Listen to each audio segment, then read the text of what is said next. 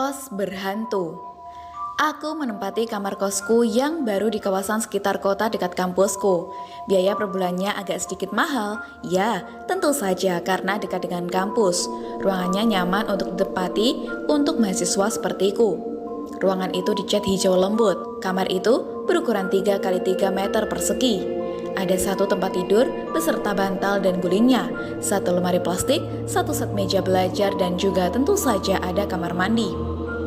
Sebelum lanjut ke videonya, ayo bantu dukung channel Jejak Misteri dengan cara mengeklik tombol subscribe dan bunyikan lonceng agar kalian tidak ketinggalan cerita misteri dari channel Jejak Misteri. Aku segera menata baju-bajuku, perlengkapanku, memasang spray untuk tempat tidur, meletakkan buku-bukuku di rak meja belajar. Setelah selesai, aku istirahat sebentar sambil membuka laptopku dan menyalakan musik sesukaku. Tidak lama kemudian aku tertidur. Sesaat setelah aku tertidur, aku melihat ada orang yang berjalan masuk ke kamarku menuju kamar mandi. Aku tidak melihat wajahnya. Dia memakai baju berwarna serba merah. Kulitnya putih sekali.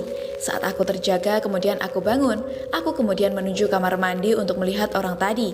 "Hei, siapa yang di dalam?" kataku sedikit berteriak. Tidak ada jawaban.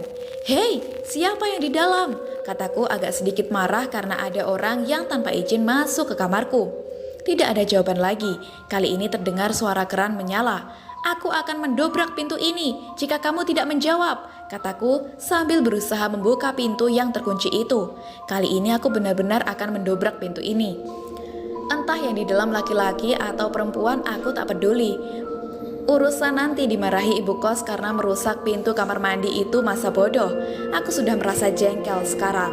Dan brak, pintu kamar mandi berhasil aku buka. Tapi aneh, tidak ada siapa-siapa di dalam. Kemana orang tadi pergi? Di sini tidak ada jalan keluar selain pintu ini. Apa aku yang salah terhadap pendengaranku tadi? Gak salah kok. Keran juga menyala seperti habis dipakai oleh seseorang. Lalu, siapa orang tadi? Kemana orang itu pergi? Sesaat angin berhembus pelan menyapu bulu kuduku hingga berdiri. Aku merasa takut. Apa yang terjadi di sini? Mbak, lihat orang masuk ke sini gak? Pakai baju serba merah, kulitnya putih banget, tanyaku pada penghuni kamar kos yang lain. Enggak kok, semuanya tadi pada tidur siang. Gak ada yang keluar kamar atau berjalan di sekitar sini, apalagi masuk kamarmu. Hah? Beneran mbak? Rasa takut mulai menyelimutiku. Iya beneran lah, tadi yang di luar cuma kita bertiga. Kita gak lagi bengong, ada apa sih? Gak apa-apa kok mbak, kataku sekarang benar-benar takut. Aku menyeruput kopi panasku sambil berusaha melupakan kejadian tadi. Kuputuskan Ruri, sahabatku, untuk datang menemuiku sekarang. "Dit, lo kenapa sih kok murung gitu?" tanya Ruri. "Gue mau cerita sesuatu malu," kataku sambil duduk di tempat tidur. "Lo mau cerita apa?" jawab Ruri. Kemudian aku menceritakan semua kejadian tadi. Setelah selesai, wajah Ruri tampak seperti sedang memikirkan sesuatu. Kemudian dia tertawa ringan dan mencubit pipiku. "Haha, Dita, lo tuh ada-ada aja. Mungkin lo lagi kecapean kali, makanya jadi kayak gini," kata Ruri. Tapi kerannya beneran nyala kok, kayak habis dipakai," jawabku yang tidak setuju dengan pendapat Ruri. "Udahlah Dit, lo tenang aja. Masa ada setan di siang bolong?" Aku tersenyum kecut. Perkataan Ruri memang ada benarnya. Aku merasa sedikit lebih tenang dan lega. Setelah itu aku dan Ruri memutuskan untuk berjalan-jalan di pusat kota. Benar-benar membuatku lupa kejadian di kos tadi. Malam harinya badanku terasa capek sekali. Aku kemudian mandi untuk menyegarkan badanku. Kemudian aku menyalakan laptopku sebentar dan mengirimkan email kepada saudaraku menanyakan kabarnya di sana. Karena lelah, aku putuskan untuk tidur. Aku mengunci pintu kamarku supaya tidak ada orang yang masuk. Jendela di kamarku kubiarkan terbuka karena udara malam itu sedikit panas. Malam itu kejadian tadi terulang. Antara masih bermimpi atau sudah terbangun, aku kembali melihat orang yang berpakaian serba merah memasuki kamar mandiku. Dan bedanya, sekarang orang itu berlumuran darah. Aku takut, sangat takut. Aku tidak berani membuka mata. Aku putuskan tetap terpejam sambil berdoa. Pagi harinya aku berniat akan menanyakan hal ini kepada ibu kos. Aku sudah tidak tahan terhadap semua ini. Ketakutanku tidak dapat disembunyikan. Atau jika perlu aku akan pindah kos yang lebih baik, jauh dari kesan menyeramkan. Aku juga bertanya-tanya dari mana orang yang berpakaian serba merah kemarin masuk. Pintu kan sudah aku kunci, masa lewat jendela? Jelas tidak mungkin, karena tidak akan cukup jika dilewati orang. Atau jangan-jangan dia bukan orang melainkan... Ketakutanku makin bertambah. Aku bergegas menuju tempat ibu kosku berada. Sampai di sana aku disambut ramah oleh ibu kos. "Ada apa, Dit? Kamu mau bayar kos?" kata ibu kos sedikit bercanda. "Bu, saya mau menceritakan sesuatu," kataku serius. "Cerita apa? Jika tentang hal-hal bodoh ibu tidak ada waktu. Kau lihat kan ibu lagi sibuk? Tapi aku minta waktu sebentar, Bu. Ini akan sangat membantuku." "Baiklah, apa yang ingin kau ceritakan?" Aku kemudian menceritakan semua kejadian menyeramkan yang aku alami kemarin. Setelah selesai, raut wajah ibu kos berubah. Rautnya menunjukkan keseriusan. Tidak seperti dugaanku, dia akan tertawa. "Mungkin yang kamu lihat adalah Alesana," ujar ibu kos. "Siapa itu Alesana?" Ibu kos menghembuskan nafas panjang. 8 tahun yang lalu, Alesana mati di kos-kosan ini. Diduga dia bunuh diri karena depresi karena ditinggalkan kekasihnya yang telah meninggal. Dia anak yang cantik. Dia melukai dirinya dengan pisau. Dia mengalami pendarahan hebat, hingga dia kemudian ditemukan mati mengenaskan di kamar mandi. Hingga sampai sekarang orang yang menempati kamar itu selalu diperlihatkan sosok Alesana sedang berjalan di kamar mandi. Hingga belum 2 hari menempati kamar itu, orang yang menempati sudah angkat kaki dari kamar itu. Tidak tahan. Pernah juga ada orang yang diperlihatkan sosok Alesana yang berlumuran darah dan menyeramkan. Setelah ibu kos selesai berbicara, aku benar-benar kaget sekaligus syok. Aku berjanji akan pindah kos-kosan besok paginya. Aku sudah tidak tahan. Malam harinya aku masih tidur di kos itu. Rasanya tidak bisa memejamkan mata mengingat kejadian tadi.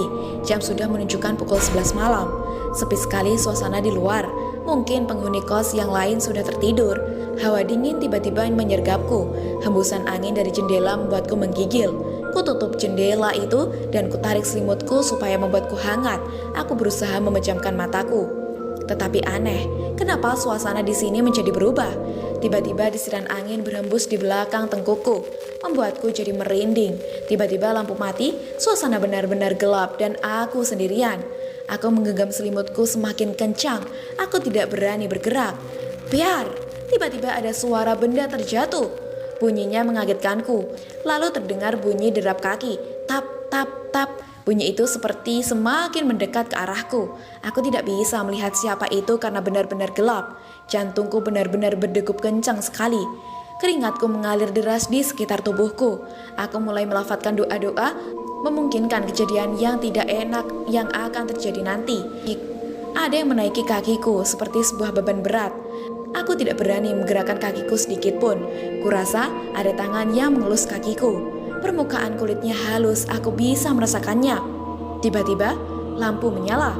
Terlihat seorang wanita sedang menatap kosong ke arahku. Mulutnya berlumuran darah, matanya terlihat seperti sedang menangis, dan wanita itu berjalan semakin mendekati ke arahku. Badanku serasa beku. Aku ingin berteriak tapi tidak ada suara yang keluar.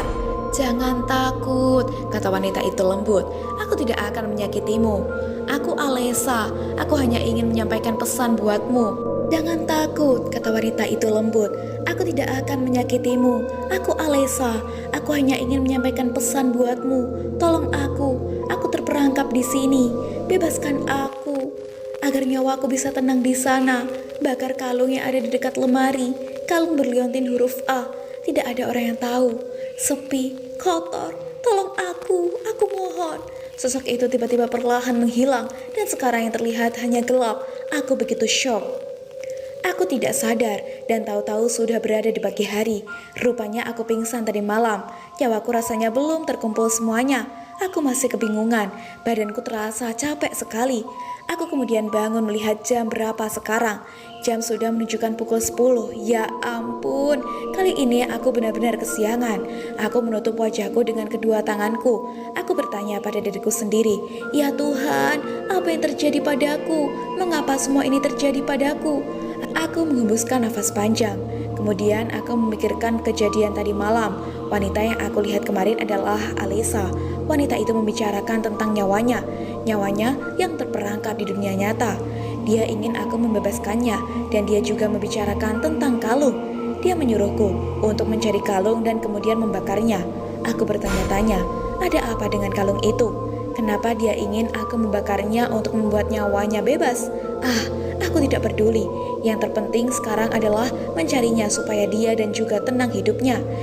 Dia akan terbebas nyawanya menuju alam sana. Dan aku tentu saja supaya hidupku tidak diganggu oleh makhluk halus itu. Sudah berjam-jam aku mencari kalung yang dimaksud Alesana. Lemari pakaian sudah aku geledah. Isinya aku keluarkan semua. Aku cari-cari di sekitar lemari juga tidak ada. Aku bingung, lemari mana yang dimaksud Alesana. Susah sekali mencarinya. Aku memikirkan pesan Alena lagi. Bakar kalung yang ada di dekat lemari. Kalung berliontin huruf A. Tidak ada orang yang tahu. Sepi, kotor, tolong aku mohon. Kalung yang ada di dekat lemari berliontin huruf A, sepi dan kotor. Tiba-tiba sesuatu terlintas di pikiranku. Kurasa aku sudah menemukan jawabannya. Apa mungkin benar? Jantungku berdegup kencang. Aku sudah sampai di gudang di kos itu. Semoga firasatku benar, aku mencari barang yang dimaksud Alesana. Aku mulai bekerja di sekitar gudang. Banyak debu dan sangat kotor. Aku mulai terbatuk-batuk. Saat aku sedang membuka beberapa bangku yang sudah usang, ada tikus yang melewati kakiku. Aku menjerit, betapa menjijikkannya tempat ini. Apa tempat ini tidak pernah disentuh oleh manusia? Benar-benar menjijikkan. Sesaat setelah itu aku melihat lemari besar, coklat dan tua. Kayu-kayunya sudah lapuk dimakan rayap. Firasatku mengatakan agar mendekati lemari itu. Aku segera menggeledah isi lemari itu. Tapi aku tidak menemukan apa-apa. Hanya ada kertas koran yang sudah lama. Tiba-tiba ada sebuah bola terjatuh dan menggelinding ke arah bawah lemari itu. Aku membungkukkan badan untuk mengambilnya. Tapi ketika sampai di bawah, aku tidak lagi menghiraukan bola tadi. Perhatianku tertuju pada kotak coklat yang terlihat bersih. Aku memungutnya. Perasaanku mengatakan inilah jawabannya. Hatiku berdegup kencang. Kubuka perlahan kotak itu, di dalamnya berisi surat. Aku membaca surat itu yang isinya adalah, kepada Alena yang kusayang, dari kekasihmu. Alesana, aku benar-benar merindukanmu. Di hari ulang tahunmu yang ke-17 ini, maaf, aku tidak bisa datang ke tempatmu. Aku hanya bisa memberikan kalung ini. Penyakit leukemiaku sudah mencapai tahap akut. Aku tidak mampu untuk berjalan lagi. Badanku sudah terasa tidak berdaya lagi. Maaf jika sudah mengecewakanmu. Kurasa ini yang terakhir dariku. Aku mencintaimu. Pada akhir kata terlihat bahwa tulisannya berubah menjadi tidak karuan. Aku mendeskripsikan bahwa kekasih Alesana saat menulis kata terakhir itu penyakitnya kambuh, sehingga kesusahan untuk menulis. Jadi begitu jawabannya. Alesana merasa tidak bebas karena surat dan kalung yang diberikan kekasihnya itu. Di kotak itu terdapat kotak kecil lagi berwarna biru tua. Aku membukanya. Ada sebuah kotak berliontin huruf A berwarna perak dan mengkilat. Benar-benar cantik. Tapi aku harus segera membakarnya. Dengan cepat aku melumuri kalung itu dengan minyak tanah kemudian membakarnya. Setelah 3 minggu kejadian itu, hidupku terasa tenang. Tidak ada gangguan dari makhluk halus lagi. Aku sudah melupakan kejadian itu. Mungkin Alesana sudah tenang. Tetapi suatu ketika ada malam hari saat aku sedang tertidur, aku terjaga lagi. Aku melihat bayangan Alesana tersenyum ke arahku. Dia tampak seperti sedang mengatakan sesuatu padaku. Terima kasih, sampai jumpa, ucapnya. Alesana melambaikan tangan bersamaan dengan itu bayangan Alesana menghilang. Aku tahu, Alesana benar-benar tenang sekarang. Anda pernah mengalami situasi demikian? Tulis cerita Anda di kolom komentar. Cukup sekian dari kami, nantikan video kami selanjutnya. Bye-bye.